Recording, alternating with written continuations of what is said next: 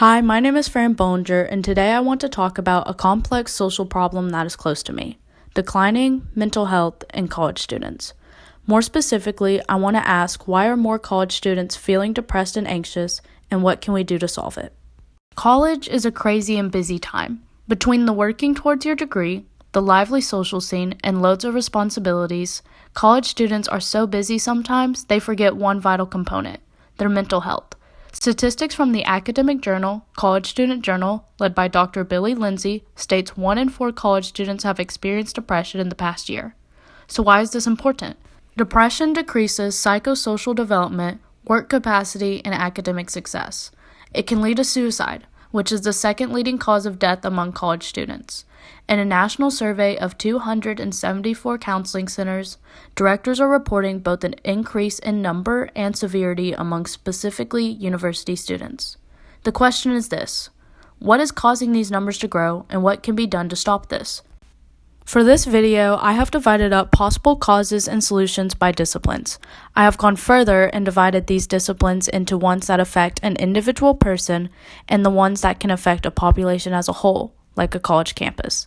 Let's talk about how an individual person can experience depression or anxiety. First, there is the biology approach. A biologist views depression and anxiety as an illness of the physical body. According to the Harvard Medical School, people suffering from depression may have smaller hippocampuses and a lower level of neurotransmitters. People suffering from anxiety suffer from constant exposure to the fight or flight hormones cortisol and adrenaline.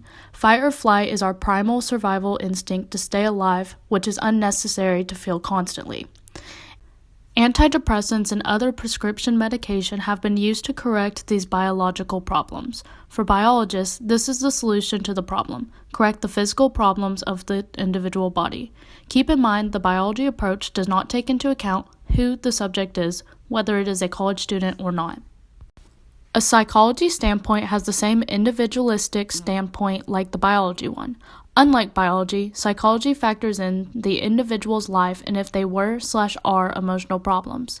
Times when people are emotionally vulnerable, like experiencing a stressful event, coping with loneliness or loss, or transitioning to college, can trigger mental illness. Talk therapy has been used by psychologists to help the depressed or anxious individual to recognize and combat their symptoms. A-State offers this at the A-State Counseling Center. While this is a great resource for students like us, counseling centers have reported that they cannot keep up with the growing number and severity of students coming in. Prescription medication and talk therapy are great ways to combat symptoms of depression and anxiety, but that does not solve how to prevent these numbers from growing.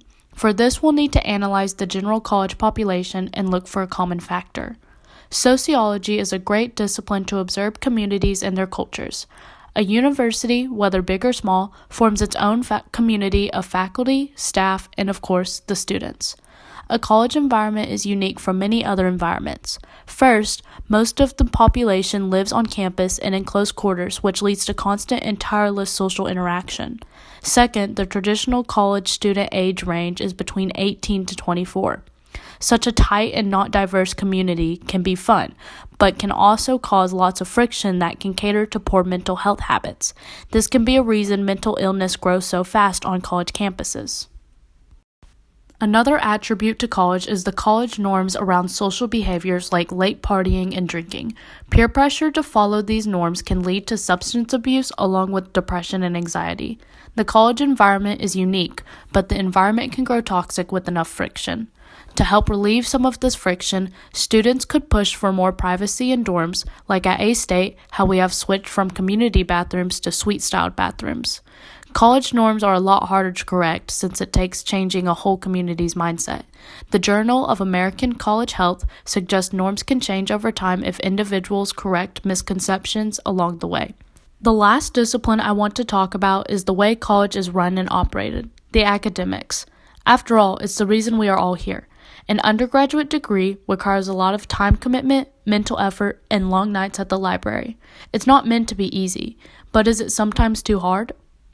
The Indian Journal of Health and Wellness hypothesizes that the improvement of science and instant access to information in this technology era has resulted in a more competitive academic environment.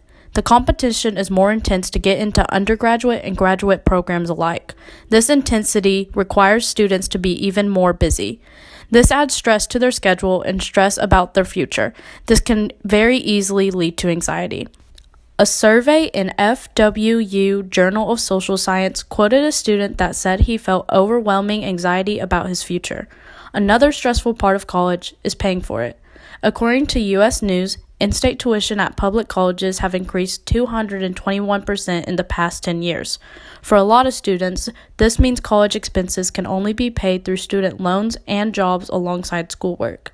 This added financial stress has led to many students feeling overwhelmed with anxiety about their debt or a sense of hopelessness and depression after feeling trapped by it.